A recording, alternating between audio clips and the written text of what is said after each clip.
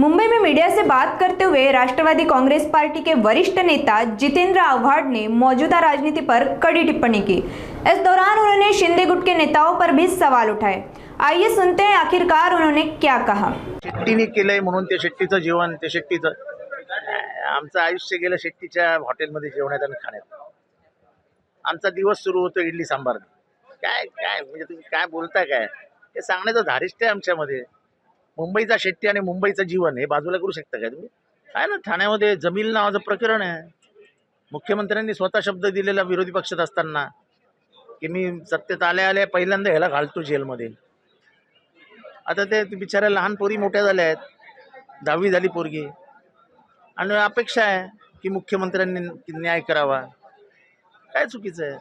आपल्या बापाच्या मृत्यूचं जर त्यांना दुःख वाटत असेल आणि आता बोलण्याचं धाडस त्यांच्यात आलंय वय झाल्यामुळे, आज 10वी झाली पोरगी बोलते आणि वैभवी देशमुखचं नाव घेऊन बोलते की आम्ही हे सगळं वैभवीकडनं शिकलो।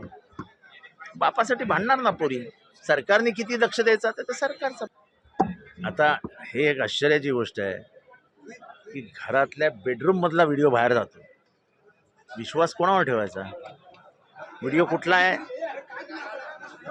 हा हे नंतर बोलीन मी, पण घरातल्या बेडरूम मधला एखाद्या गोष्टीचं चित्रीकरण होतं म्हणजे याचा अर्थ स्पष्ट आहे की जो कोणी त्यांनी चित्रीकरण केलेलं आहे तो घरातच होता। जर म्हणजे आता ह्याच्या पुढे घरात नेतानाही प्रश्न आहे की घरात न्यायचं कोणाला। राजकारण अतिशय खालच्या दर्जावर चाललंय। ज्या दिवशी निधी कापला आणि ते बोलले म्हणजे असं निदान क्रोनॉलॉजी ऑफ द इव्हेंट्स बघितल्यानंतर हे कसले भोग आहेत हे त्यांना समजत असेल। बरोबर संजय शिरसाटांच्या मागे जी काही प्रकरणं निघतायत हा त्यांचा राजकीय काटा काढण्याचा एक कट दिसतो असं माझं मत आहे।